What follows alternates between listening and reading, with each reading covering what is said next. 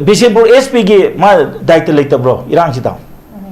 nomai kapal do mai daikta yaw bro mana kapal habi na taba du kapal du thingna na ba smai na khoi yang kan honda bani in spite of that si lak pani habi ki podam mui utham thok tro to mena sum phamjal le raga adu ya bro adu ta gadi moi kitang su reshuffle kitang su tok duna ai se adu ba khara prajada karigum khar taw yab se masi ulakanda adu natro bire lokthokrisya hoju transfer kum kai mo leite na deisida chief minister hani ex bire lokthoi se kai gino ma lokthokadi ingne ne lokthoi natro maram de kai gino da uttaba yadaba pot khare lei haba adu na su khara kitang nemdaru ne ba nemdaru matam se kan thai jege bu ko hoji akoi gi cm na jiri de chatba ai 100 soguli senapati 100 soguli adubu madubu thugai ningo mi khare da thaba khare taro kane habse masi khangam thoeba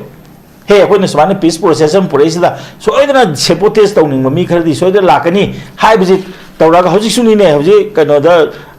technopol chakani mori chakani harise isam tam nekta sapi kano ba adu sala dawni na karu mukha thola ne habni na si lam si da ko masi khana ba ya ba natraga na somna kan gi thugai ra pa ya ba posing se masi hana mention ga dawne madu ubudu madu it is a good administrator haidribni good governance adu da harga dirni ba natra ising jawba ngai raga to kona ising kai ga kan turen khongman semna ka duk deino ura kan da nong la ka tore adu da di kai da semina matam san semu go dong natro adumai tok dana akoi ji technopol chala ne hai adu da technopol gi jaga da na di chang kan hai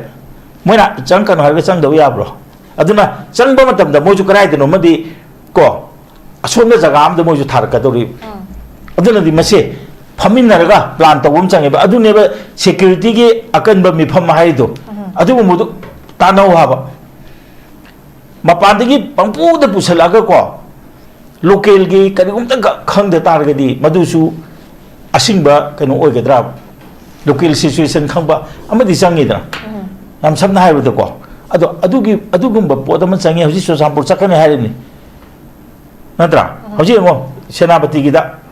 senapati di irang thokte na senapati chaluda moi mesen penda na khoi kotu tagi thoksere habdi yai ko adubu achobu irang ta lekte keno ase yamna mai pa ko makhalam ne bese sigumba mayam se karigumba ko khoi gi cheng chagri ngamna cheng ko mo mang thoi haidana to to di adu di khoi asingbo oroi aduga hoji tampak te leba trust deficit se mangan dana ba habdi ke do ngang han tawi ko sai khoi gi su tong na ga ba kambu mai ama lok thoke to da praja mai je pakhat nei dana masi ju trust deficit mang ne no masa amane khoi noi sugba kano se phatta bada chenara mesi yaroi hayo action lokal ko kachu kai de admai tok duna masa haji bido su de leba noi sing se noi kem ta pholen ta mo khoi lak ne nongmoi sing loi thammu hayo ba adi de sona kan de su trust la ne ba sidi government to isam su mina habido kena teba aduna sigumba podam sangi adu hauji ki hauriba I hause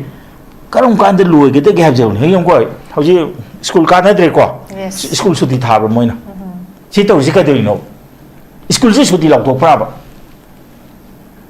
school suti law thok na school jata ba je kai no ada keno gi de Bishampur gi de mai complete keno tok thok re ko koi gi sadon na te keno curfew le gre ko school sing suti thabi be yadab chi tokun thokba na tabra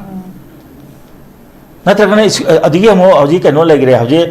internet yadre broadband khardani yari chi ko hoji kano da tawse hai tar ga so koi gi school kadra bok da su ma se koi gi online da tawse ta ga jo adu plan am ta leiti ad kari karamba administration no hoji tawri se angang mangadi hoji ngo covid gi mangai mem sidi isa ya mangi ne hoji like tam da na moi dongna ma pa da thaba ngam su na te koi di Mangdra dani ke education na jidi nate covid matam dai ne se education covid matam da ko upai le tadna manungda akoi gi kanu da tawre online da tawre ko physical se adigi physical kitang ya ha kan da irang jung laksen ga de hai na mamang gi da di sudi thai ba ko hada di sudi su to bi de aduna nam da chat pa khar su yauri adi ta gi di kari no ba to juri se adi hauji te mo government gi school se loi na leita ba chama na ram ni private loi tam na ru le government gi leram ta ga de ana ana pa ga na khoi tam na doi se ko adi ta ga di problem lai ro ꯂꯥꯞ ꯂꯥꯞ ꯆꯠꯅꯕꯅꯤꯅ ꯍꯧꯖꯤꯛꯀꯤ bus ꯆꯠꯄ ꯂꯩꯔꯤ ꯑꯃ ꯆꯠꯄ ꯂꯩꯔꯤ district ꯂꯥꯟꯅ ꯂꯥꯏꯔꯤꯛ ꯇꯝꯕ ꯃꯌꯥꯝ ꯂꯩꯔꯤ ꯑꯗꯨꯅ ꯃꯁꯤꯒꯤ ꯄꯣꯠꯁꯦ ꯃꯌꯥꯏꯗ ꯐꯝꯃꯒꯅꯦ ꯇꯧꯔꯤꯁꯤ ꯀꯔꯤꯅꯣ ꯍꯥꯏꯕꯁꯦ ꯋꯥꯈꯜ ꯈꯟꯊꯕ ꯑꯃ ꯆꯪꯉꯦ ꯍꯥꯏꯕ ꯀꯣ ꯑꯗꯨꯅꯗꯤ ꯍꯧꯖꯤꯛ ꯇꯁꯦꯡꯅ ꯍꯥꯏꯇꯥꯔꯒꯗꯤ ꯒꯣꯔꯃꯦꯟꯁꯦ ꯍꯧꯖꯤꯛ ꯒꯣꯔꯃꯦꯟꯒꯤ ꯃꯁꯛꯁꯦ ꯎꯠꯄꯤꯌꯣꯕ ꯄ꯭ꯔꯖꯥꯗ ꯀꯣ ꯑꯗꯨꯅ ꯊꯥꯖꯕ ꯇꯧꯕꯤꯌꯨ ꯊꯥꯖꯅꯕ ꯇꯧꯕꯤꯌꯨ ꯑꯗꯨꯒ ꯇ꯭ꯔꯁ ꯗꯤꯕꯤꯁꯤꯁꯦ ꯂꯩꯅꯕꯒꯤꯗꯃꯛꯇꯗꯤ ꯅꯍꯥꯟ ꯍꯧꯖꯤꯛ ꯍꯥꯏꯗꯅ ꯐꯔꯦꯅꯦ ꯑꯅꯤ ꯁꯤꯈ꯭ꯔꯦꯕ ꯏꯔꯥꯡꯁꯦ ꯀꯔꯝ ꯀꯥꯟꯗ ꯅꯦꯝꯗꯣꯏꯅꯣ ꯑꯅꯤꯁꯦ ꯍꯤꯡꯍꯟꯕꯗꯤ ꯉꯝꯃꯔꯣꯏ ꯑꯗꯨ ꯑꯣꯏꯇꯥꯔꯒꯗꯤ ꯃꯁꯤꯗ ꯍꯥꯠꯄꯗ ꯆꯦꯟꯅꯔꯝꯕꯁꯤꯡꯗꯣ ꯑꯥꯒꯤ ꯃꯉꯣꯟꯗ ꯅꯣꯡꯃꯩ ꯀꯥꯞꯄꯗꯣ ꯇꯥꯟꯅꯔꯒ ꯃꯗꯨ ꯗꯟꯗꯤ ꯄꯤꯕꯗꯨ ꯅꯠꯇꯦꯕ ꯑꯗꯨ ꯈꯛꯇꯅ ꯑꯣꯏꯕ ꯌꯥꯔꯣꯏ ꯑꯗꯨꯁꯨ ꯃꯇꯝ ꯆꯪꯕ ꯄꯣꯠꯅꯤ ꯍꯧꯖꯤꯛ ꯃꯁꯨꯃꯥꯏꯅ ꯇꯧꯗꯅ ꯁꯤꯗꯩꯁꯤꯗ ꯄꯦꯔꯤ ꯐꯔꯤꯁꯤꯗ ꯁꯤꯒꯨꯝꯕ ꯁꯤꯆꯨꯋꯦꯁꯟ ꯑꯃ ꯊꯣꯛꯂꯛꯄꯁꯤꯗ ꯃꯊꯣꯡ ꯃꯄꯨꯡ ꯐꯥꯗꯦꯅ ꯂꯧꯕ ꯇꯥꯏꯌꯦꯕ ꯑꯗꯨꯅꯗꯤ ꯃꯗꯨꯒꯨꯝꯕꯗ ꯑꯣꯖꯥ ꯑꯩ ꯑꯃꯨꯛꯀꯁꯨ ꯍꯥꯏꯖꯔꯦꯀꯣ ꯃꯁꯤ ꯑꯩꯈꯣꯏ ꯄꯥꯔꯁꯣꯅꯦꯜꯂꯤ ꯍꯥꯏꯖꯕ ꯅꯠꯇꯦ ꯃꯁꯤ ꯑꯩꯈꯣꯏꯒꯤ ꯉꯁꯥꯏꯒꯤ ꯀꯩꯅꯣꯁꯤ ꯌꯦꯡꯉꯒ ꯍꯥꯏꯖꯕꯅꯦꯕ ꯑꯗꯨꯒꯨꯝꯕꯗ ꯑꯦꯛꯁꯟꯗꯨ ꯈꯔ ꯂꯧꯈꯠꯂ ꯇꯥꯔꯒꯗꯤ प्रजाꯒꯤ ꯊꯃꯣꯏꯗꯁꯨ ꯈꯔ ꯄꯦꯠꯂꯣꯏꯗ꯭ꯔꯣ ꯄꯦꯠꯅꯅꯕ ꯀꯩ ꯇꯧꯔꯤꯒꯦꯕ ꯍꯧꯖꯤꯛ ꯑꯗꯨꯅ तसेंगना हाय तारगदी प्रजा गिदमक्ता लैबा गवर्नमेंट हायदो ओइबियो अदि अमु इलीगल इमिग्रेंट सिंग जो अखोइना ग्यान तानबा तायब नखोइ लाना लाकपदो अदु खतने अखोइना खंदोकदब को दुगे इलीगल इमिग्रेंट खनबदा कनाय मतेंग चंगे ओजा कनो मोइगी मोइ मसेन मतेंग चंगदो आइगी खुंदा मी चंगबो दमदा अखोइना आम जंकलदि पुलिस न कदोगदोइनो मोइ मोइ खुंदुने हे सिदि मपानदगी ने इलकपम चंगद्रो अदुना मदुगुमदो इलकनबसि करि तोबो तागे जे अखोइ वाकन खनगदमने ओजा की मोतदी ओजा कमाई यंगबिनंगी अखोइ एमपी ना हंगकिबा थांगतकिबा वाफम अदुगा लाइबा रिप्लाई मसी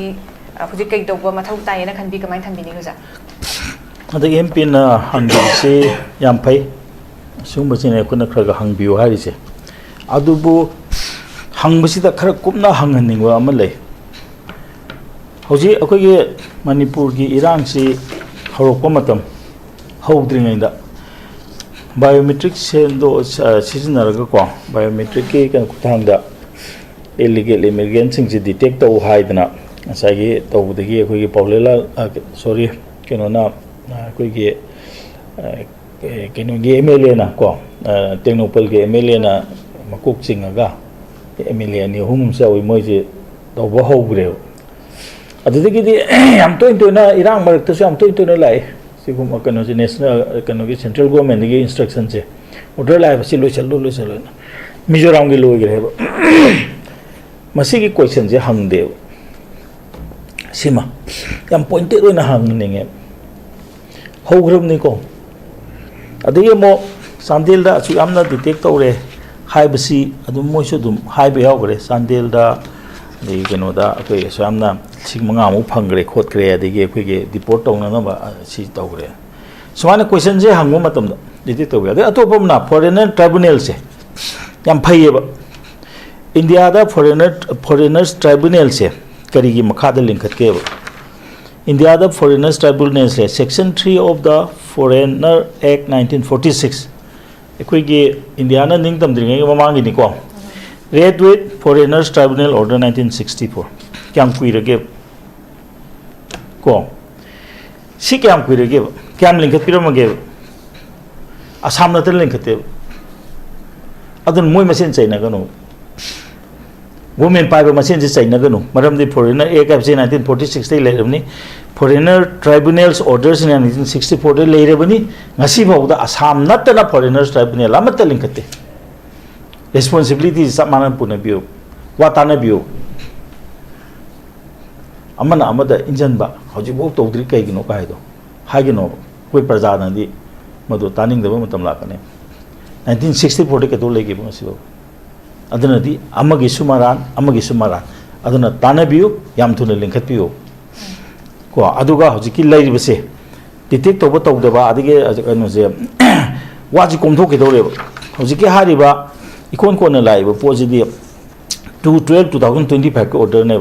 मोई ngसाई कनो द पन्नरे सिको अदुदा पीगा अदुगी ममांगदा 2023 इरांग ममांगदा तौबुदि खनबा होरबनेबा 2025 के डिसेंबर दिंगांग हान ngai हेबा हानगी दो कुपसन नबो दे तौबिगनो हबो अदुनेबा हाइ क्वेश्चन हमम द कुपगी ओदम याव कनो हाइसि 2023 की ममांगदा बायोमेट्रिक सीजन गे इलीगल इमिग्रेंट खल्लो हाइदना मिजोराम के लोग्रमनि को होजि अनदि ए ने Central government instruction pigibdo adudani ngasai ge khoi gi mapanda na kanu leramba khoi gi MP oramba ama kamai tawdana mani Indian citizen kamai ondana somna kan mu kanu ler mino gaina tongne gi adune adu mo do am point tawbiyo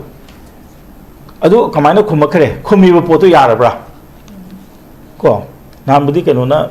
khoi gi ko amana hai gi ko pes samung pale ma kanna bu honar bo irakpas adu modo question je phajana tawbiyo sima ko sima hajarage adu hangi budi yam phai adu de ehna kupna hangbiyo adu tawu matamda manipur se men man ta na ba ingna chikna pamin na bagi mong da hangbiyo sai poi lobugi mong de di tawga di modu phata bala kane khoi de sunwai roi ko adu atopamna hoje sai ko sai tamni ne ja mai ko hoje chief minister yam kan hari je trust deficit na am kan hari trust deficit se kamana han da ke pare kanu si ko third me de ge explore tok thok re adi wang de su yam masa de yam leibini khoi ge forest office mai tha ba khot ba mayam se sigi pot se khoi mayam loi khange masi government na to action de pen de na khoi community de tainar pa na se sima trust deficit se kamai phan ge de hai ta ga di amasu so hal no so hon da na de kamai tok ta ma nan senapati chapadasu trust deficit ke wa hai jiribam du so hai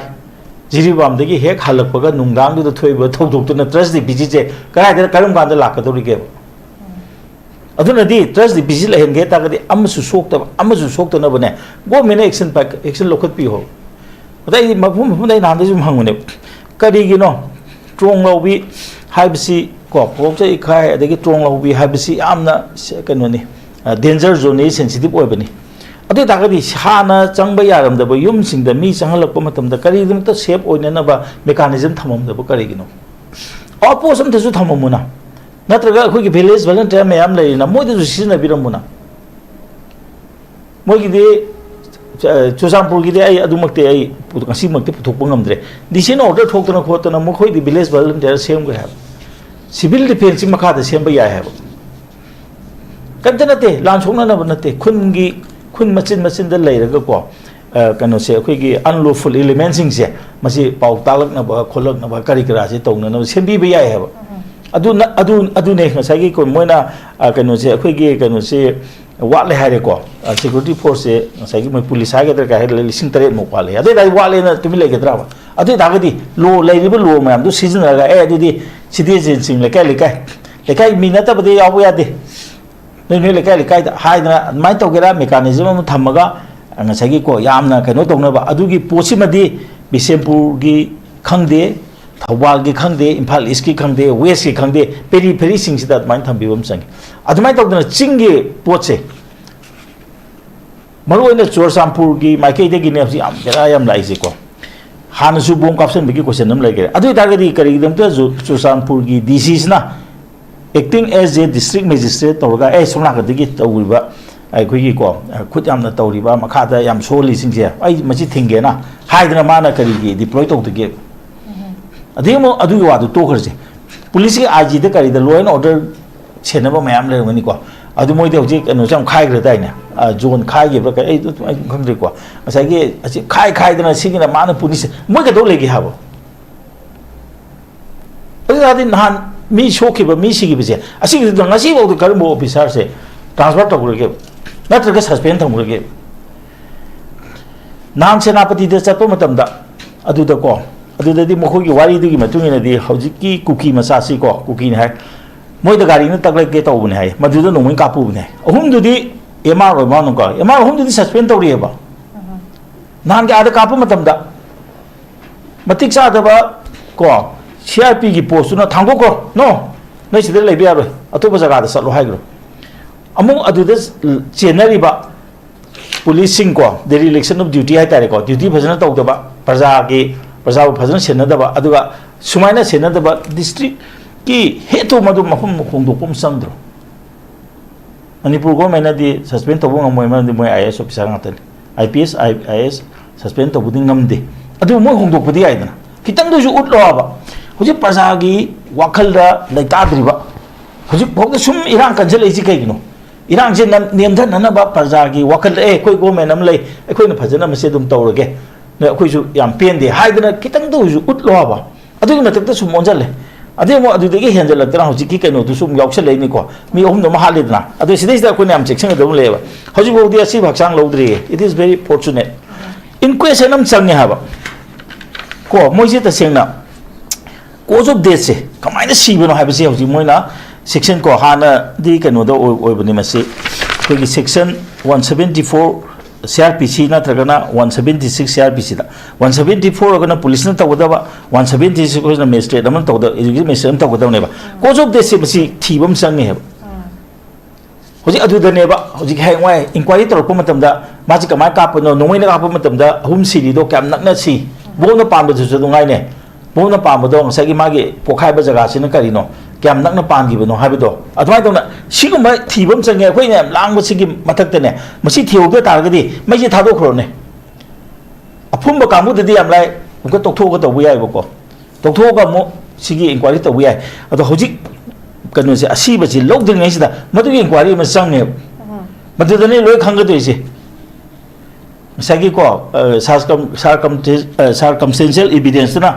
ओइदब ngang यारुदनी क्याम नकना कापिनो लापना Kapra नकना Kapra नत्रा दे मरु क्या कापिनो काइदो मदुमक लोइनमक खंगकदोइनेबा अदुगु मसे होजिक CRPC 176 नत्रगा 174 की मखादा BNSS ना 194 मसी मखादा होजिक अखोइ को कोज of death से मसी अमथुने inquiry तो होबम चंगे असोमनदि चंबु इउदे अखोइना सुम येंगुदे को अदु तौबि हाबि पोचु लेते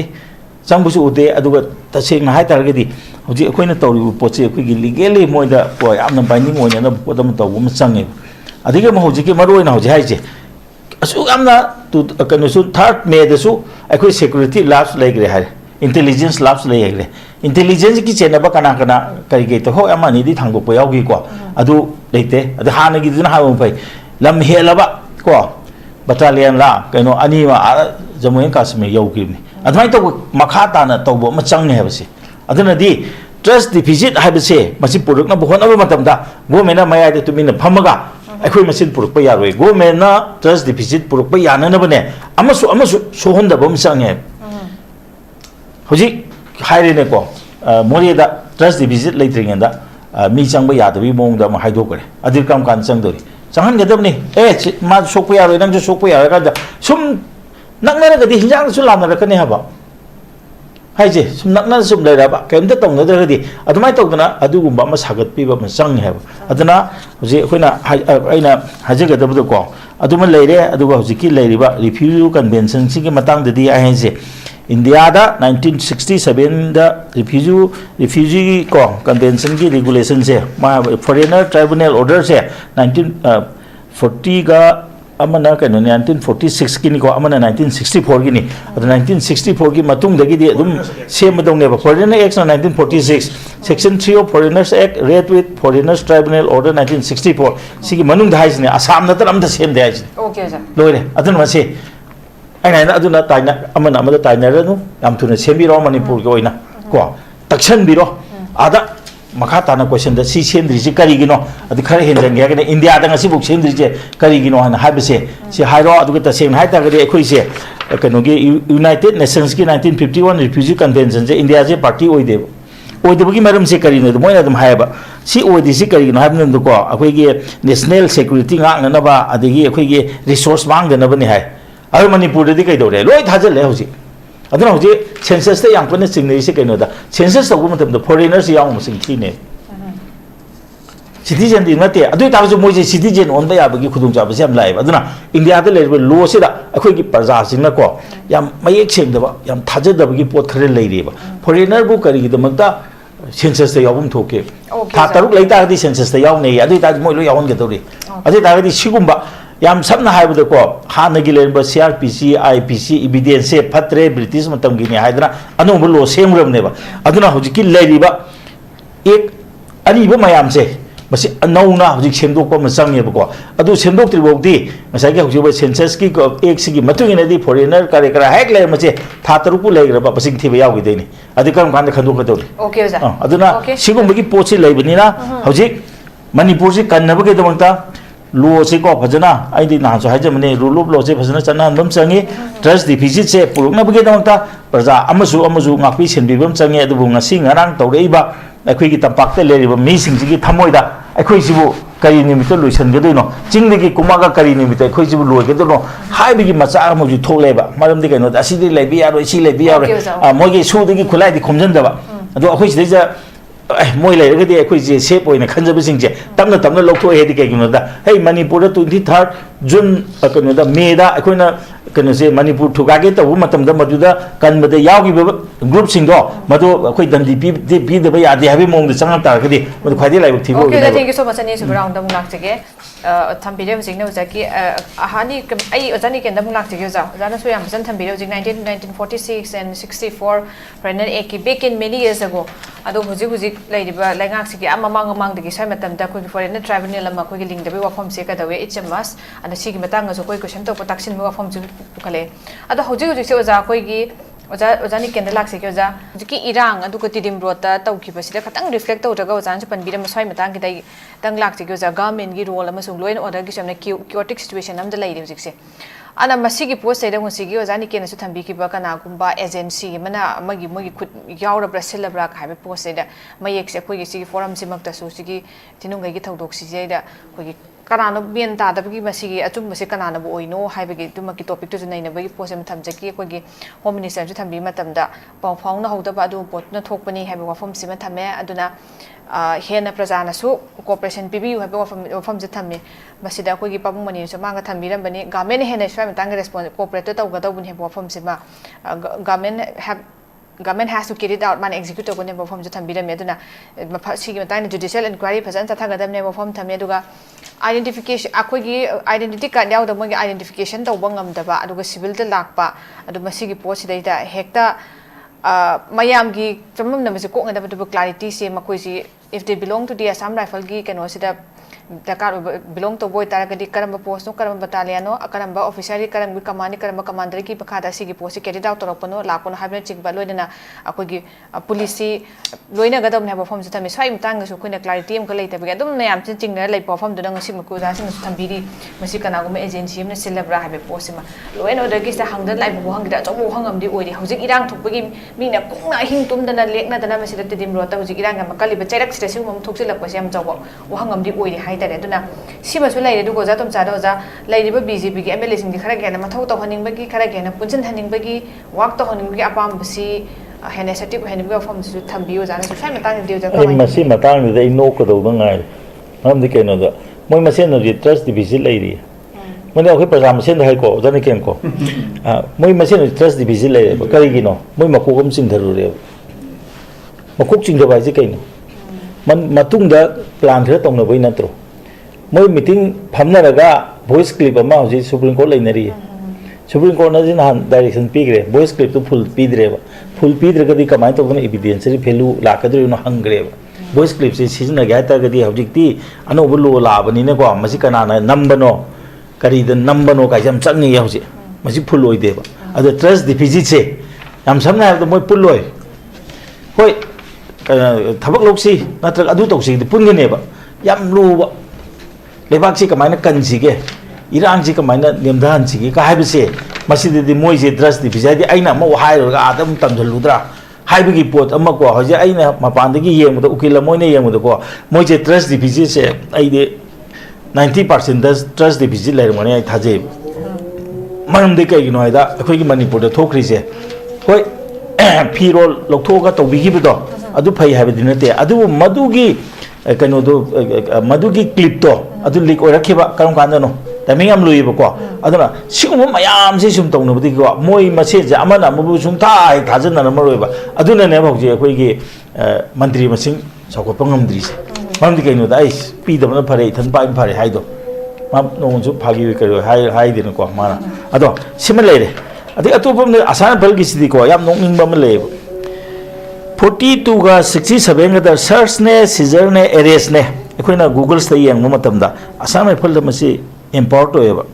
aduga ngasagi ko investigating power ga ngasagi file charge sheet file to bi ayab leite ba investigation ai di sagi moina airport phaba pot ma ko ta ta na sali do investigation ki part am ne ba ado section 53 the NDPS se masjid the moi empower to ha bi se to de ba akoina like asi yeng ma matam da ko anobo order thong ge di khangdre aduna yam samna ha aspa ha ne ko aspa se phaba yai no mai ka pa yai investigation to buding am de police de sinaga to ne ado police loina ka su mo se pe ade mo mathong na te ai wakal da di kaimo na section 53 de empower to ndra NDPS ki ko adu ta de masage pharaga police de sinaba du natna pharaga man si haidure na ma makha ta na sat ge power leite ba moi aduna chalu rom ni na madu da mang ka di se kaino da case um pura mangani rak lalo madu na tho kar ne ma di ne investigation process la le ngasi bu de NDPS ki case na tho ising ki investigation so bi ne am sa thik jani kaino da di NDPS di na tho kum so le le bi jan na te adu mokhoina seizure in investigation ki process ek la lam ba adum nan thoe adana mase yam thuna ko hoji government naga tumina ga leisali do aidi mase aduni ne yam noi to bese akoi ki government ki manung da yam matik saba police officer yauri ha ba MLA ki marta se hai ta ga de khoi wano mo ki mong da la ne ba moi gum ba da moi hoji ki department mo ne payu ne hoji nupa se adu nambang ngamgadro medical se hui doctor matik sabu yaw ne doctor je te sinong ne ma mi inda mongoda nambang ngamgadro khulai le bida abu khulai le kani hospital link padu bhajana link kani niong ge matik link kala kani adana ngasagi ma gi chana badu pb ra kan da gyan se pop ta ga do ne ba adu di tawdre aduna di ke do re moi officer sing na hai bida bureaucracy sing na hai bida khumma ngam mo re be summa ne this is among this nahi nagre ko bureaucrat ki role of bureaucrat in the administration hai do habi chawa kum nahi nagre ko aduna masi tawu matam da akoina moina de akoina di ko MLA la re haite ba kana hai ba hojik le MLA sin matik abe am yauri na professional am yauri na handa sede boy poti sindi sin bi dala aduna sigi possible le re aduga ngasa en hai jabu do hojik langi ne irang ji kamai nem da ga de moi no mai ka putuna irang nem bodro nem mai hengalakani aduna 3rd June dagi 3rd May dagi lakba irang do adu nataba irang mo ji laksale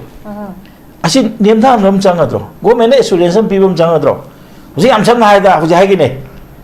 Bishenpur SP gi ma daita leita bro irang si ta nomai kapan do mai daita yaw to bro mana kapal le habina ta du kapu du thingna na ba smai na ko yam kan honda bani in spite of that si lakpani habi ki podam moi utham thoktro tumene sum phamjal leraga adu ya bro adu ta gadi moi kitang ju reshuffle kitang ju tawduna ai se adu ba khara bazada karigum khar taw ya se masi ulakanda adu natro bire lokokri cha hoji mu transfer kum kai mo leite na de sida chief minister hani ex bire lokthoi isi kai gino ma lokthoi gadi ingle ne lokthoi natro maram de kai gino da uttaba yadaba pot khare lei haba aduna su khara kitang nemdaru ne ba nemdaru matam se kan sai je ge ba ko hojik akoi gi CM na jiri de chatba ai 100 soguli senapati 100 soguli adubu madubu thugai ningba mi khare da thaba khare taro kane abse masi khangam thoe ba he akoi na smane peace process am pure isida so oidana sepotes taw ningba mi khare di soida lakani hai biji tawraga hojik suni ne hojik kano da technopol chakani more chakani hari se isam cham nekta chapi kano ba adu sala dawni na karu makal thola ne habni na si lam si da ko masi di khanna ba ya ba natra kana sona kan gi thuwai ra pa ya ba po sing se masi ana mention ga daw ne madu madu it is a good administrator haidrim ni good governance adu da har ga de ne ba natra ising chaw ba ngai ra ga to ko na ising kai ga kan da turen khomban sem na ka du de no ura kanda nong la ka tore adu da di kai kai de semi na matam san semu go dong natro adu mai tok dra akoi ji technopol chala ne hai adu da technopol gi jaga da na di chang kan hai moina chang kan hai ga chang do ya bro adu na chang ba matam da mo ju karai de no madi ko asom na jaga am da mo ju thar ka dori adu na di mase phamin na ga plan to bum chang ba adu ne ba security gi akan ba mi pham hai do adu mo du ta nau ha ba mapandagi pangpu da pusalaga ko local gi kanigum ta khang da tar ga di madusu asingba kanu oigadra local situation khangba amadi changi da nam samna hairu da ko adugum ba podam changi hoji so sampur chakane harini natra hoji mo Senapati ꯒꯤꯗ ꯁꯦꯅꯥꯄꯇꯤ ꯗꯤ ꯏꯔꯥꯡ ꯊꯣꯛꯇꯦ ꯅ ꯁꯦꯅꯥꯄꯇꯤ ꯆꯠꯂꯨꯗ ꯃꯣꯏ ꯃꯁꯦꯟ ꯄꯦꯟꯗꯗꯅ ꯑꯩꯈꯣꯏ ꯀꯣꯇꯨꯗꯒꯤ ꯊꯣꯛꯆꯔꯦ ꯍꯥꯏꯕꯗꯤ ꯌꯥꯏꯀꯣ ꯑꯗꯨꯕꯨ ꯑꯆꯧꯕ ꯏꯔꯥꯡ ꯑꯝꯇ ꯂꯩꯇꯦ ꯀꯩꯅꯣ ꯑꯁꯤ ꯌꯥꯝꯅ ꯃꯥꯏ ꯄꯥꯛꯄ ꯃꯈꯜ ꯑꯃꯅꯦ ꯃꯁꯤ ꯁꯤꯒꯨꯝꯕ ꯃꯌꯥꯝꯁꯦ ꯀꯔꯤꯒꯨꯝꯕ ꯀꯣ ꯑꯩꯈꯣꯏꯒꯤ ꯆꯦꯡ ꯆꯥꯒ꯭ꯔꯤꯡ ꯑꯃꯅ ꯆꯦꯡꯀꯣꯛ ꯑꯃ ꯃꯥꯡꯊꯣꯛꯑꯦ ꯍꯥꯏꯗꯅ ꯇꯧꯕꯗꯨꯗꯤ ꯑꯗꯨꯗꯤ ꯑꯩꯈꯣꯏ ꯑꯁꯤꯡꯕ ꯑꯣꯏꯔꯣꯏ ꯑꯗꯨꯒ ꯍꯧꯖꯤꯛ ꯇꯝꯄꯥꯛꯇ ꯂꯩꯕ ꯇ꯭ꯔꯁ ꯗꯤꯐꯤꯁꯤꯠꯁꯦ ꯃꯥꯡꯍꯟꯗꯅꯕ ꯍꯥꯏꯕꯗꯤ ꯀꯩꯗꯧꯗ ꯉꯔꯥꯡ ꯅꯍꯥꯟ ꯇꯧꯏꯀꯣ ꯉꯁꯥꯏ ꯑꯩꯈꯣꯏꯒꯤ ꯁꯨ ꯇꯧꯅꯈ꯭ꯔꯕ ꯀꯥꯡꯕꯨ ꯃꯌꯥꯝ ꯑꯃ ꯂꯧꯊꯣꯛꯀꯦ ꯇꯧꯕꯗ ꯄ꯭ꯔꯖꯥ ꯃꯌꯥꯝꯁꯦ ꯄꯥꯈꯠꯅꯩꯗꯅ ꯃꯁꯤꯁꯨ ꯇ꯭ꯔꯁ ꯗꯤꯐꯤꯁꯤꯠ ꯃꯥꯡꯅꯅꯕ ꯃꯆꯥꯛ ꯑꯃꯅꯦꯕ ꯍꯣꯏ ꯅꯣꯏ ꯁꯤꯒꯨꯝꯕ ꯀꯩꯅꯣꯁꯦ ꯐꯠꯇꯕꯗ ꯆꯦꯟꯅꯔꯝꯃꯦ ꯁꯤ ꯌꯥꯔꯣꯏ ꯍꯥꯏꯌꯨ ꯑꯦꯛꯁꯟ ꯂꯧꯈꯠꯂꯨꯀꯣ ꯀꯩꯁꯨ ꯀꯥꯏꯗꯦ ꯑꯗꯨꯃꯥꯏꯅ ꯇꯧꯗꯅ ꯉꯁꯥꯏ ꯍꯥꯏꯖꯕꯤꯗꯣ ꯁꯨꯗ ꯂꯩꯔꯤꯕ ꯅꯣꯏꯁꯤꯡꯁꯦ ꯁꯤ ꯅꯣꯏ ꯀꯦꯝꯞꯇ ꯐꯣꯂꯦꯟ ꯇꯧꯔꯝꯃꯨ ꯑꯩꯈꯣꯏ ꯂꯥꯛꯀꯅꯤ ꯅꯣꯡꯃꯩꯁꯤꯡꯁꯨ ꯂꯣꯏ ꯊꯝꯃꯝꯃꯨ ꯍꯥꯏꯌꯣꯕ ꯑꯗꯨꯏꯗꯤ ꯁꯣꯝ ꯅꯥꯀꯟꯗꯩꯁꯨ ꯇ꯭ꯔꯁꯁꯨ ꯂꯥꯛꯑꯅꯦꯕ ꯁꯤꯗꯤ ꯒꯣꯔꯃꯦꯟ ꯇꯧꯔꯤꯁꯤ ꯌꯥꯝ ꯆꯨꯝꯃꯤꯅ ꯍꯥꯏꯕꯗꯣ ꯀꯔꯤꯝ ꯅꯠꯇꯦꯕ ꯑꯗꯨꯅ ꯁꯤꯒꯨꯝꯕ ꯄꯣꯠ ꯑꯃ ꯆꯪꯉꯤ ꯑꯗꯨ ꯍꯧꯖꯤꯛꯀꯤ ꯍꯧꯔꯤꯕ ꯏꯍꯧꯁꯦ ꯀꯔꯝ ꯀꯥꯟꯗ ꯂꯣꯏꯒꯗꯒꯦ ꯍꯥꯏꯕꯁꯦ ꯍꯌꯦꯡꯀꯣ ꯍꯧꯖꯤꯛ ꯁ꯭ꯀꯨꯜ ꯀꯥꯟꯅꯗ꯭ꯔꯦꯀꯣ ꯁ꯭ꯀꯨꯜ ꯁꯨꯇꯤ ꯊꯥꯕ꯭ꯔꯥ ꯃꯣꯏꯅ ꯁꯤ ꯇꯧꯔꯤꯁꯤ ꯀꯩꯗꯧꯔꯤꯅꯣ ꯁ꯭ꯀꯨꯜꯁꯦ ꯁꯨꯇꯤ ꯂꯥꯎꯊꯣꯛꯄ꯭ꯔꯥꯕ स्कूल सुटी लाथोना स्कूल चतब है कहीं आदा कहोगी बेसमपुर की मैं कंप्लीट कहो तौथोरेको अखोगी सटडाउन नाते कहो कर्फ्यू लेग्रेको स्कूल सुटी थाबी यादव सी तौम थोप नब्राब नत्रगना हजी कहो लेग्रे हजी इंटरनेट याद्रे ब्रॉडबैंड खरदनी यारीसीको हजी कहोद तौसे हाइतारगसु अखोगी स्कूल काद्रबौदसु मसे अखोगी ऑनलाइन तौसे हाइतारगसु अदु प्लान अमता लेते अदु करी करम्बा एडमिनिस्ट्रेशन नो हजी तौरीसे अंगांग मांगदे हजी मु कोविड तकी मांगई मैम सिदी इसा या मांगेने हजी लाइक तमदना मोइदोंना मपानदा थाबा ngमसु नते अखोइदी मंगद्र जनी के एजुकेशन नजिदी नते कोविड मतम दे से एजुकेशन कोविड मतम दा को उपाय लेतदना मनुंगदा अखोइगी कनोदा तौरे ऑनलाइन दा तौरे को फिजिकल से अदिगी फिजिकल कितन यार है कांदा इरांग से लाक्सन गदे हाय हाय न ममांगी ददी सुटी थायबो को हदगी सुटी सु लौथो पिदे अदुना नमदना चतप खरसु यावरी अदि तागदी करी नोबो तौदरीसे अदि हजिकते मो गवर्नमेंट की स्कूल से लोइनमक लेतबगा चामानरमनिना प्राइवेट लोइ तमनरुरे गवर्नमेंट की लेरम तागदे हजि अनक ngakten अखोइ तमनदोइसे को अदि तागदी प्रॉब्लम लेरो लाप लाम चनबनिना हजिके बस चतप लेरी अमा चतप लेरी डिस्ट्रिक्ट लाना लाइक तम मयाम लेरी अदा मसिगी पोसे मयाइद फमगने तौरिसि करिनो हाइबजे वखल खंदब म चंगे हाबा को अदुनदी हजिक तसेंगना हाइतारगिदी गवर्नमेंट से गवर्नमेंट की मसक से उत्पियो प्रजादा को अदुना थाजब तौबियु थाजनब तौबियु अदुगा ट्रस्ट डिबिसी जे लेनबगी दोंतदी नहान हजि हाइग्रा फरिने अनि सिग्रेबा इरांग जे कंकान नेमदुइनो अनि जे हिंगनबदी ngमरो अदु तागदी मसिदा हापद चेनरम सिंगदो आगे मवद नुमै कापुदो तानरगा मदु दंदी पिबुदु नतेबा अदु खक्तन ओबे याबय अदुजु मतम संग पोनी हजि मसुमाय तौदना सिदिस पेरी फरिस सिगुम्बा सिचुएशन अमा थोलपसिदा मथों मपुंग फादे न लौब तायबा अदुनदी मदु मुदा अमका हाइजरेको मसे पर्सनली हाइजब नते मसे अखोगी ngसागी कनो सि येंगा हाइजबनेबा अदु मो एक्शन दु खर लौखल तारगदी प्रजागे थमोइदसु खर पे लोइद्रो पेना नब कई तौरिगे बा हजि अदुना तसेंग हाइ तारगदी प्रजा की गवर्नमेंट है ओबियो अदे इलीगल इमिग्रेंट सिंह अखोइना ग्यान तानबा तायब नखोइ लाना लापदो अदु खतने अखोइना खंदोकदब को दुगे इलीगल इमिग्रेंट खनबदा कनाय मतेंग चंगे ओजा कनो मोइगी मोइ मसेन मतेंग चंगदो आइगी खुंदा मी चंगबो दमदा अखोइना आम चंगकलदि पुलिस न कदोगदोइनो मोइ खुंदुना हे सिदि मपानदगी ने इलकपम चंगद्रो अदुना मदुगुमदो इलकनबसि करि तौबो तागे जे अखोइ वाकन खनगदमने ओके ओजा अदुना मसिगी मयाम से अखोइ याम समना हारबदा मणिपुर से याम लाइब नते मणिपुर की इरांग से याम थिना लाइब इरांग नते को अदुना याम लुब इरांग नि हौजिकती नावर जाना दे हाबिरि नागा कुकी खनबदा अदु खनब लोइ ताइने हंदुकती याम लुब जे कइनो दो मखोइ तोंगानबा कंट्री में पिउ हारपनिना मसिदी याम याम ताइनबदि याम लुब पोतमने ओके ओजा thank you so much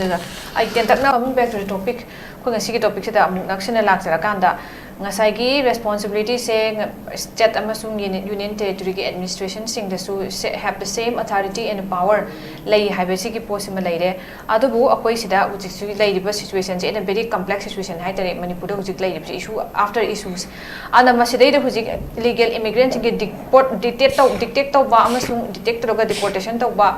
aduga si state da ꯑꯩꯈꯣꯏꯒꯤ ꯀꯩꯅꯣ ꯁꯦꯟꯁꯁ ꯇꯧꯗ꯭ꯔꯤꯉꯩ ꯃꯃꯥꯡꯗ ꯁꯤꯒꯤꯁꯦ ꯅꯥꯈꯩ ꯁꯦꯡꯕꯒꯤ ꯊꯕꯛ ꯍꯥꯏꯇꯥꯔꯦ ꯁꯤꯒꯨꯝꯕꯒꯤ ꯄꯣꯠꯁꯤꯗ ꯁꯤꯒꯤ ꯃꯇꯥꯡꯗ ꯔꯦꯁꯄꯣꯟꯁꯤꯕꯤꯂꯤꯇꯤꯁꯦ ꯁ꯭ꯇꯦꯠꯇ ꯃꯥꯒꯤ ꯑꯣꯊꯣꯔꯤꯇꯤꯗ ꯂꯩꯖꯔꯒꯁꯨ ꯂꯩꯔꯤꯕ ꯐꯤꯕꯝꯁꯤꯗ ꯍꯧꯖꯤꯛ ꯍꯧꯖꯤꯛ ꯂꯩꯔꯤꯕ ꯁ꯭ꯇꯦꯠꯀꯤ ꯁꯤꯆꯨꯋꯦꯁꯟꯁꯤꯗ ꯑꯜꯇꯤꯃꯦꯠꯂꯤ ꯃꯥꯒꯤ ꯔꯦꯁꯄꯣꯟꯁꯤꯕꯤꯂꯤꯇꯤꯁꯦ ꯁ꯭ꯇꯦꯠ ꯑꯗꯨꯒ ꯑꯩꯈꯣꯏꯒꯤ ꯁꯦꯟꯇꯔꯁꯨ ꯍꯥꯏꯇꯥꯔꯦ ꯃꯥꯒꯤꯁꯨ ꯗꯥꯏꯇ ꯃꯍꯥꯛꯅ ꯀꯔꯤ ꯀꯔꯝꯕ ꯌꯨꯅꯤꯛ ꯀꯔꯝꯕ ꯀꯔꯤ ꯀꯔꯤ ꯁ꯭ꯇꯦꯠꯁꯤ ꯆꯦꯂꯦꯟꯖꯦꯁ ꯂꯩꯕꯅꯣ ꯃꯁꯤꯗ ꯀꯔꯤ ꯑꯦꯁꯤꯁ ꯇꯧꯕ ꯗꯔꯀꯥꯔ ꯑꯣꯏ ꯀꯔꯝꯕ ꯁ꯭ꯄꯦꯁꯦꯜ ꯄꯋꯥꯔ ꯅꯠꯇ꯭ꯔꯒ ꯀꯔꯤ ꯀꯔꯤ ꯁ꯭ꯋꯥꯏ ꯑꯍꯣꯕꯁꯦ boat is it lies in the center or the state or both ꯀꯃꯥꯏꯅ ꯊꯝꯕꯤꯅꯤꯡꯉꯤꯁꯦ ꯏꯍꯥꯟ ꯍꯥꯟꯕꯗꯤ ꯃꯁꯤ ꯁꯦꯟꯁꯁꯁꯤ ꯌꯩꯊꯣꯛꯅꯅꯕ ꯄ꯭ꯔꯣꯁꯦꯁ ꯑꯃ ꯇꯧꯕ ꯐꯩ ꯉꯁꯥꯏ ꯃꯦꯀꯥꯅꯤꯖꯝꯗ ꯄꯨꯊꯣꯛꯇ꯭ꯔꯤꯉꯩꯗ ꯑꯣꯅꯔꯦꯕꯜ ꯏꯕꯣꯕꯤꯅ ꯄꯥꯝꯕ ꯃꯇꯝꯗ ꯁꯦꯟꯁꯁꯁꯤ ꯌꯩꯊꯣꯛꯅꯕꯁꯦ ꯃꯅꯤꯄꯨꯔ ꯄ꯭ꯔꯗꯦꯁ ꯀꯪꯒ꯭ꯔꯦꯁꯅ ꯑꯗꯨꯝ ꯍꯣꯠꯅꯩ ꯑꯣꯖꯥ ꯅꯤꯡꯁꯤꯡꯕꯤꯀꯣ ꯑꯗꯨꯝ ꯍꯣꯠꯅꯩ ꯃꯣꯏ ꯀꯣꯔꯠꯇꯒ ꯑꯗꯨꯝ ꯆꯠꯂꯦꯕꯀꯣ ꯑꯗꯨꯃꯥꯏꯅ ꯇꯧꯗꯅ ꯕꯤ ꯖꯦ ꯄꯤꯅ ꯆꯠꯄꯤꯕ ꯀꯔꯤ ꯀꯥꯏꯒꯦ ꯍꯧꯖꯤꯛ ꯃꯔꯝꯗꯤ ꯀꯩꯅꯣꯗ ꯍꯧꯖꯤꯛ ꯏꯂꯤꯒꯦꯜ ꯏꯃꯤꯒ꯭ꯔꯦꯟ ꯈꯟꯕꯒꯤ ꯄꯣꯠ ꯑꯃ ꯂꯩꯔꯦ ꯏꯔꯥꯡ ꯃꯔꯛꯁꯤꯗ ꯀꯃꯥꯏꯅ ꯇꯧꯗꯣꯔꯤ ꯃꯣꯏꯅꯗꯤ ꯀꯩꯅꯣꯗ ꯑꯣꯟꯂꯥꯏꯟꯗ ꯂꯣꯏ ꯊꯥꯒꯠꯄ ꯌꯥꯏ ꯍꯥꯏ ꯅꯠꯇ꯭ꯔꯥ ꯑꯗꯨ ꯑꯣꯏꯇꯥꯔꯒꯗꯤ ꯌꯦꯡꯉꯨ ꯉꯁꯥꯏꯒꯤ ꯑꯩꯅ ꯉꯁꯥꯏ ꯍꯥꯏꯖꯕꯗꯣ ꯉꯁꯥꯏꯒꯤ ꯇ꯭ꯔꯁ ꯗꯤꯐꯤꯁꯤꯠꯁꯦ ꯅꯦꯝꯊꯍꯟꯒꯦ ꯍꯥꯏꯇꯥꯔꯒꯗꯤ ꯒꯣꯔꯃꯦꯟꯅ ꯄ꯭ꯔꯣꯑꯦꯛꯇꯤꯚ ꯑꯣꯏꯕ ꯈꯣꯡꯊꯥꯡ ꯈꯔ ꯆꯪꯉꯤ ꯅꯝꯐꯨꯗ ꯈꯔ ꯁꯨꯝ ꯇꯧꯅꯦ ꯍꯥꯏꯗꯅ ꯆꯪꯁꯤꯜꯂꯛꯑꯒꯗꯤ ꯍꯧꯖꯤꯛ ꯁꯦꯟꯁꯁ ꯄꯥꯡꯊꯣꯛꯄ ꯃꯇꯝꯗ ꯀꯥꯟꯅꯒꯗꯣꯔꯤꯁꯦ ꯀꯝꯃꯨꯅꯤꯇꯤ ꯑꯃꯈꯛꯇꯅꯦꯕ ꯀꯣ ꯀꯝꯃꯨꯅꯤꯇꯤ ꯑꯇꯩꯅꯗꯤ ꯄꯥꯝꯗ꯭ꯔꯤꯕ ꯅꯥꯒꯥꯒꯤꯁꯨ ꯍꯥꯏꯔꯨ ꯃꯥꯜꯂꯦꯀꯣ ꯆꯀꯣ ꯑꯗꯨꯅ ꯁꯤ ꯑꯣꯏꯇꯥꯔꯒꯗꯤ ꯀꯩꯅꯣ ꯇꯝꯄꯥꯛꯇ ꯉꯁꯤ ꯉꯔꯥꯡ ꯊꯣꯛꯏꯕ ꯅꯣꯏ ꯀꯦꯝ ꯍꯟꯖꯟꯈ꯭ꯔꯣ ꯈꯣꯠꯆꯟꯈ꯭ꯔꯣ ꯀꯥꯏꯁꯦ ꯑꯁꯤ ꯑꯁꯤ ꯑꯩꯈꯣꯏꯅ ꯎꯕ ꯃꯇꯝꯗ ꯀꯝꯃꯨꯅꯤꯇꯤ ꯑꯃꯗꯗꯤ ꯌꯥꯝꯅ ꯍꯔꯥꯎꯕ ꯊꯕꯛ ꯑꯣꯏꯅ ꯎꯈ꯭ꯔꯦꯕ ꯃꯔꯝꯗꯤ ꯀꯩꯅꯣ ꯃꯣꯏꯗꯤ ꯁꯨꯡꯆꯣꯛ ꯊꯣꯛꯇ꯭ꯔꯦ ꯃꯣꯏꯅ ꯇꯧꯔꯤꯕ ꯂꯥꯜꯂꯛꯏꯕ ꯅꯣꯡꯃꯩ ꯀꯥꯞꯄꯤꯕ ꯈꯣꯠꯂꯤꯗꯨꯗꯤ ꯀꯩꯝ ꯍꯥꯏꯗ꯭ꯔꯦ ꯀꯣ ꯑꯗꯨꯅ ꯁꯤꯒꯨꯝꯕ ꯄꯥꯔꯁꯤꯌꯦꯜ ꯑꯣꯏꯕ ꯃꯥꯟꯕꯁꯤ ꯎꯠꯂꯛꯑꯒꯗꯤ ꯀꯣ ꯄ꯭ꯔꯖꯥꯅ ꯅꯨꯡꯉꯥꯏꯇꯕ ꯄꯣꯛꯀꯅꯦꯕꯀꯣ ꯑꯗꯨꯅꯗꯤ ꯒꯣꯔꯃꯦꯟꯁꯦ ꯑꯩꯈꯣꯏꯒꯤꯅꯤ ꯍꯥꯏꯅ ꯍꯥꯏꯕꯗꯣ ꯅꯤꯡꯁꯤꯡꯕꯤꯌꯨ ꯃꯅꯤꯄꯨꯔ ꯏꯔꯥꯡ ꯌꯥꯝ ꯂꯩꯔꯤ ꯑꯗꯨꯅ ꯉꯁꯥꯏꯒꯤ ꯏꯔꯥꯡ ꯂꯩꯇꯕ ꯃꯥꯟꯅꯅꯕ ꯊꯕꯛꯁꯤ ꯇꯧꯈꯤ ꯅꯍꯥꯟꯗꯤ ꯏꯔꯥꯡ ꯂꯩꯇꯦꯗꯤ ꯍꯥꯏꯈ꯭ꯔꯦꯀꯣ ꯏꯔꯥꯡ ꯂꯩꯇ꯭ꯔꯒꯗꯤ ꯀꯔꯤꯒꯤ ꯕꯤꯁꯦꯝꯄꯨꯔꯗ ꯀꯔꯤꯒꯤ ꯐꯨꯜ ꯀꯥꯔꯐ꯭ꯌꯨ ꯀꯩꯗꯧꯕꯩ ꯊꯝꯃꯤꯅꯣ ꯑꯩꯈꯣꯏ ꯍꯧꯖꯤꯛ ꯄꯨꯡ 5 ꯀꯥꯔꯐ꯭ꯌꯨ ꯊꯝꯃꯤꯁꯤ ꯀꯩꯒꯤꯅꯣ ꯁ꯭ꯀꯨꯜ ꯀꯥꯕ꯭ꯔꯥ ꯀꯥꯗꯕ꯭ꯔꯥ ꯍꯥꯏꯅ ꯃꯣꯏ ꯌꯦꯡꯗ꯭ꯔꯤꯁꯤ ꯀꯔꯤꯒꯤꯅꯣ ꯅꯠꯇ꯭ꯔꯥ ꯍꯧꯖꯤꯛ ꯌꯦꯡꯉꯣ ꯏꯟꯇꯔꯅꯦꯠ ꯕꯦꯟ ꯇꯧꯕꯗꯒꯤ ꯃꯄꯥꯟꯗ ꯄꯔꯤꯈꯥ ꯊꯥꯒꯗꯕ ꯈꯣꯠꯀꯗꯕ ꯃꯌꯥꯝ ꯑꯃ ꯁꯣꯛꯑꯦ ꯍꯥꯏꯅꯦꯕ ꯑꯗꯨꯗꯤ ꯃꯁꯨꯃꯥꯏꯅ ꯎꯁꯟꯅꯗꯗꯅ ꯀꯣ ꯑꯩꯈꯣꯏꯁꯦ ꯀꯩꯅꯣꯝꯇ ꯇꯧꯗꯦ ꯑꯩꯈꯣꯏꯁꯦ ꯏꯔꯥꯡ ꯂꯩꯇꯕꯅꯦꯅ ꯁꯥꯒꯠꯅꯕ ꯍꯣꯠꯅꯔꯛ ꯇꯥꯔꯒꯗꯤ ꯑꯗꯨꯗꯤ ꯒ꯭ꯔꯥꯎꯟ ꯔꯤꯌꯦꯂꯤꯇꯤꯁꯤꯗ ꯌꯥꯒꯗ꯭ꯔꯥ ꯍꯥꯏꯕꯅꯤꯗ ꯑꯗꯨ ꯑꯣꯏꯇꯥꯔꯒꯗꯤ ꯃꯣꯏ ꯑꯩꯈꯣꯏ ꯂꯣꯏꯅꯃꯛ ꯀꯥꯞꯄꯒ ꯀꯣ ꯂꯣꯏꯅꯃꯛ ꯅꯝꯊꯟꯒꯦ ꯍꯥꯏꯔꯤꯕ꯭ꯔꯥ ꯄ꯭ꯔꯖꯥꯒꯤ ꯚꯣꯏꯁꯁꯦ ꯅꯝꯒꯦ ꯍꯥꯏꯔꯤꯕ꯭ꯔꯥ ꯑꯩꯈꯣꯏ ꯃꯗꯨꯗꯤ ꯑꯩꯈꯣꯏꯁꯨ ꯒ꯭ꯌꯥꯟ ꯇꯥꯁꯜꯂꯛꯇ꯭ꯔꯦꯕꯀꯣ ꯑꯗꯨꯃꯛꯇꯤ ꯑꯩ ꯇꯧꯒꯗꯕꯨꯗꯤ ꯃꯥꯟꯗꯦ